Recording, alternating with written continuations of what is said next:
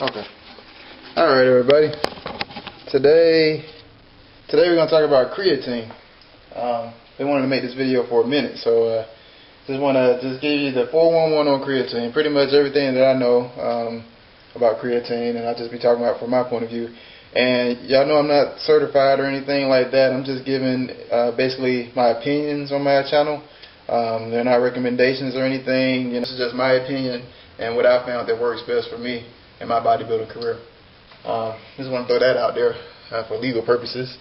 And also too, you know, none of the videos that I've made so far, nobody's been paying me to make them for these products. These are just products that I tried, you know, with my own money just to see how they work and things like that. And just because you take creatine doesn't mean you're not natural.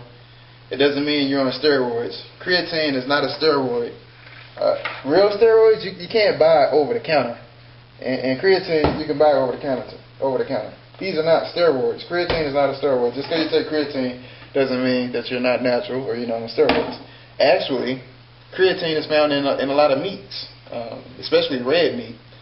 In fact, people that have noticed the stark difference as far as gains in size and strength with creatine are vegetarians, because they don't have any traces of creatine really in their diet at all. So when they actually get on a creatine supplement, you know, they notice a stark contrast because their body goes in the shock with it. Not shock in a bad way, but there's just a new product being completely introduced into the body, so they receive it well. That's not to say that if you eat red meat that you don't notice anything at all, because I eat red meat and I still tell a stark contrast. But like I said, if I was vegetarian, I would notice an even greater difference with the product. And I got a couple of different creatines here.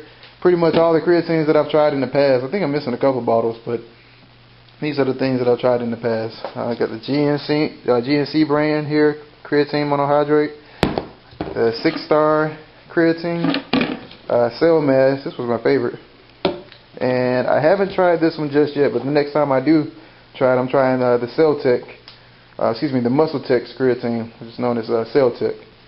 Okay, so let's talk about the different phases. There's 3 phases to taking creatine. There's 3 phases. The first phase is the loading phase. After the loading phase, you have the maintenance phase, and the time that you rest between taking creatine, you know, the few months or break that you put in between, that's known as the resting phase. During the loading phase, which is the first week, the loading phase is the first week that you're taking creatine, you want to get in 20 grams of creatine a day. So that's like for the first 5 to 7 days of taking creatine, you want to get in 20 grams of creatine a day for the first 5 to 7 days. And a serving size is nothing more. Oh, I still got a spoon in here.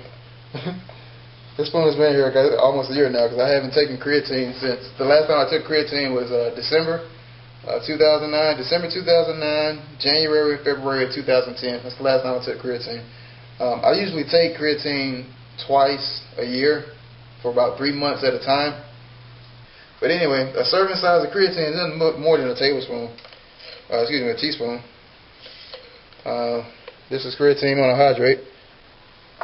Taking about 4 servings of these a day for the first week is what you need on the loading phase. So I might take a half a teaspoon before working out. This is on the loading phase, the first 5 to 7 days. I'll take a half a teaspoon before working out, the other half a teaspoon after working out. Then later on, before lunch, I'll get another full teaspoon. Midday, like between 3 and 5, I'll have another serving. And before bed, between 8 and 9, I'll have another serving. So that's 4 servings. 4 servings with 5 grams of creatine each. So that makes the 20 grams that I need in the loading phase. After the loading phase, you're just getting your muscles filled with them, getting them in your bloodstream. After the loading phase, you have the maintenance phase. Some articles say the maintenance phase, you should only, cycle for about a month on creatine. Some people say you can cycle up to 6 months on creatine. I mean, the information out there just varies. What I found to work for me is about 3 months. That's all that I usually do. This is good. So on the actual maintenance phase, I'll just take 5 grams a day. Alright. So if I have to get 5 grams in a day, I can, if I know I'm going to get my gallon in, or maybe when I get down to half a gallon, I'll just sprinkle the 5 grams into my gallon jug of water that I'm drinking that day, and just drink, stir up the water before I drink it every day, and just sip on that all day. And that's my serving size of creatine. Let me just say this: if you're just now starting to work out, and you're trying to, get buff and everything, if I were you, I would not try creatine. I wouldn't put creatine in my diet just yet. If you're just not working out, just not starting to work out, and you're looking for, what supplements you want to take, don't try creatine. I consider it like intermediate. Just get you a good protein. Just get you a good protein to take before and after working out. Stick to the protein after you show some consistency for, let's say, 6 months of working out and eating right and things like that. Then move on to the creatine. Don't just hop up on creatine. You stay hydrated when you're taking creatine, once you're falling out. Don't overdose either. The articles that you hear about, kids falling out and stuff because they were taking creatine, they see the results from just taking what's recommended, and they say, I want to double these results. I want to be the biggest and best. And they start taking, 2 times, 3 times the serving size that they need. They just start overdosing on it. And yeah, if you overdose on anything, it's going to have adverse effects. So as long as you take the product like it's supposed to be taken, treat your body, like you really care about your body, then you should be fine. You should be fine. And like I said, that's just my opinion on creatine. And there's plenty of articles. In fact, I'm going to try and put a link to an article on bodybuilding.com. I'm going to try and put it in the description if I remember. Alright, so we're going to go ahead and wrap everything up. Creatine. First thing, creatine is not a steroid. It's found in regular foods that we eat every day, especially if you eat red meat. It's found in red meat in smaller quantities.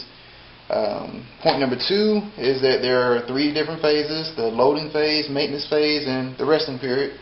The period that you take between creatine cycles, that's known as the resting period. On the loading phase, you want to take 20 grams a day for the first 5 or 7 days, and for the maintenance phase, you want to take in 5 grams of creatine a day. And I think that pretty much sounds it out. That pretty much sums it up.